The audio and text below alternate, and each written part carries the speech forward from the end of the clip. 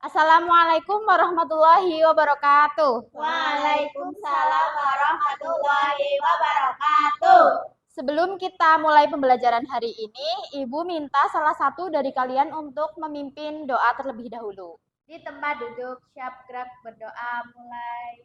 Bismillahirrahmanirrahim.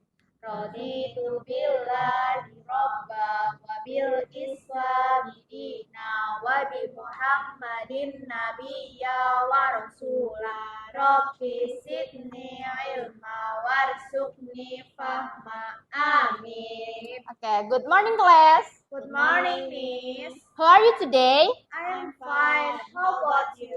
Yes, I'm fine too. Thank you. Ya, jadi sebelumnya Ibu mau tanya nih sama kalian. Ada yang pernah nonton pada zaman dahulu nggak sih? Pernah, Bu. Nah, saya, Bu. Setelah kalian menonton pada zaman dahulu, kira-kira cerita apa yang pernah kalian tonton? Kancil dan buaya. Ada yang tahu nggak sih kancil itu wataknya kayak apa? Cerdik. Pintar, cerdik. Kalau misal buaya? Jahat. Ya.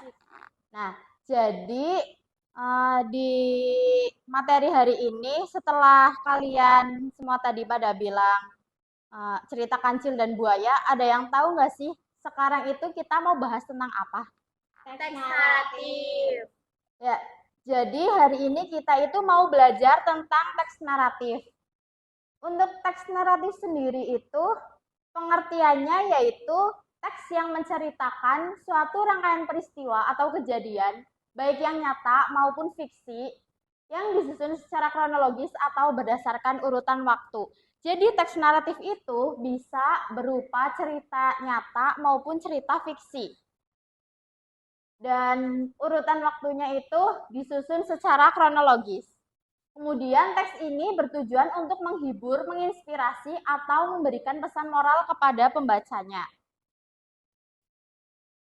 Kemudian selanjutnya, struktur dari teks naratif itu ada 4. Yang pertama ada orientasi atau pengenalan. Yang kedua ada komplikasi atau permasalahan. Selanjutnya ada resolusi atau penyelesaian. Yang terakhir ada koda yaitu penutup. Jadi untuk orientasi sendiri yaitu pengenalan. Isinya itu bisa berupa pengenalan dari tokoh-tokoh yang akan diceritakan. Kemudian yang kedua ada komplikasi atau permasalahan. Jadi dalam teks naratif itu ada sebuah permasalahan yang akan diceritakan nantinya. Kemudian ada resolusi atau penyelesaian, di mana ada permasalahan, pasti dalam cerita tersebut itu ada penyelesaiannya. Yang terakhir itu, dalam setiap teks pasti ada koda atau penutupnya. Kemudian, dalam teks naratif juga ada ciri-cirinya. Yang pertama itu ada alur, yaitu rangkaian peristiwa yang membentuk jalan cerita. Biasanya itu terdiri dari alur awal, tengah, dan akhir. Yang kedua itu ada tokoh dan penokohan, yaitu karakter yang terlibat dalam cerita, serta cara penulis menggambarkan sifat dan peran mereka. Dalam cerita Kancil dan Buaya itu, tokohnya itu kan Kancil dan Buaya. Kalau misal penokohannya itu, Kancil itu kan cerdik. Kemudian ada latar atau setting, yaitu tempat dan waktu terjadinya peristiwa dalam cerita. Kalau misal latar Kancil dan Buaya itu kan ada yang di hutan, ada yang di sungai gitu kan.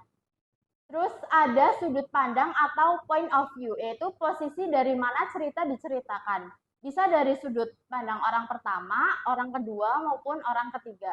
Kemudian ada tema, yaitu ide atau gagasan utama yang mendasari cerita.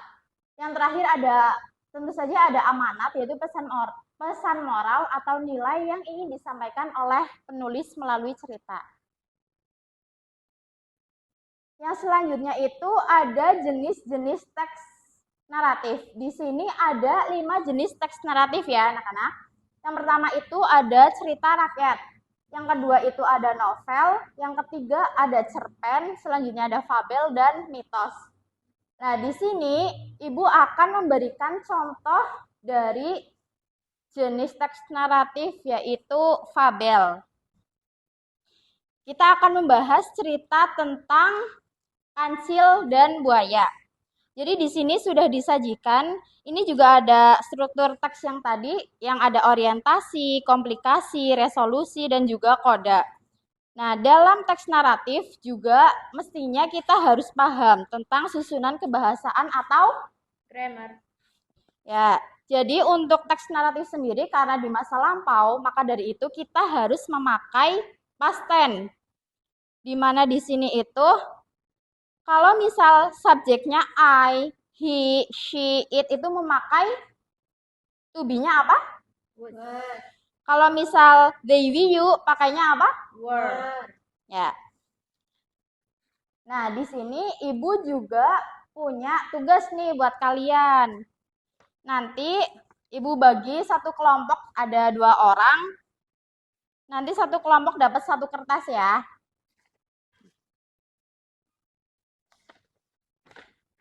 Ibu minta sama kalian buat menulis 6 kalimat berdasarkan gambar tersebut. Ibu kasih waktu 10 menit dari sekarang.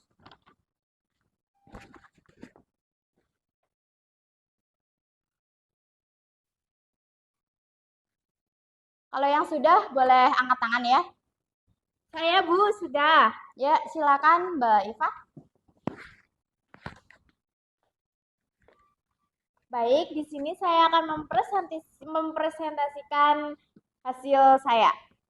Once upon a time, in a loose forest, there lived a clever mouse deer named Kancil. One hot day, Kancil wanted to cross a river, but it was full of hungry crocodiles.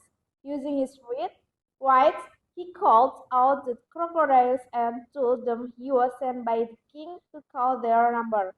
The crocodiles, curious and unsuspecting, climbed up across the river. Kancil quickly hopped across their backs, counting aloud as he went. When he reached the other side, he thanked the crocodiles for their help and this away, leaving the crocodiles bewildered by his clever trick. Thank you, Miss. Ya, terima kasih. Minta tepuk tangan buat Mbak Iva. Tadi penjelasannya sudah bagus ya. Sekarang Ibu mau tanya lagi nih sama kalian. Tadi di naratif teks itu kan ada 4 struktur. Ada yang mau nyebutin apa aja? Saya, Bu. Silahkan. Orientasi, komplikasi, resolusi, koda. Nah, selanjutnya ada yang masih ingat nggak apa itu naratif teks? Saya, teks yang berisi tentang rangkaian peristiwa. Ya, boleh dibantu. Jadi, secara nyata maupun fiksi. Ya, terima kasih. Jadi, kalau misal di cerita fabel tadi, cerita fabel ada yang tahu nggak sih fabel itu apa? Enggak, Bu. Ya, jadi cerita teks naratif jenis fabel itu menceritakan tentang hewan-hewan yang apa ya? Bukan menyerupai, tapi berperilaku seperti manusia. Jadi di cerita kancil dan buaya itu kan kancil sama buayanya kan bisa ngomong. Kalau misal di kehidupan nyata kan nggak bisa kan ya, kita kan nggak paham bahasa mereka. Nah, mungkin untuk hari ini materinya Ibu cukupkan. Ada yang mau mimpin doa untuk sebelum pembelajaran selesai? Saya, Bu. Ya, Tempat silakan. duduk siap gerak berdoa mulai. Bismillahirrahmanirrahim.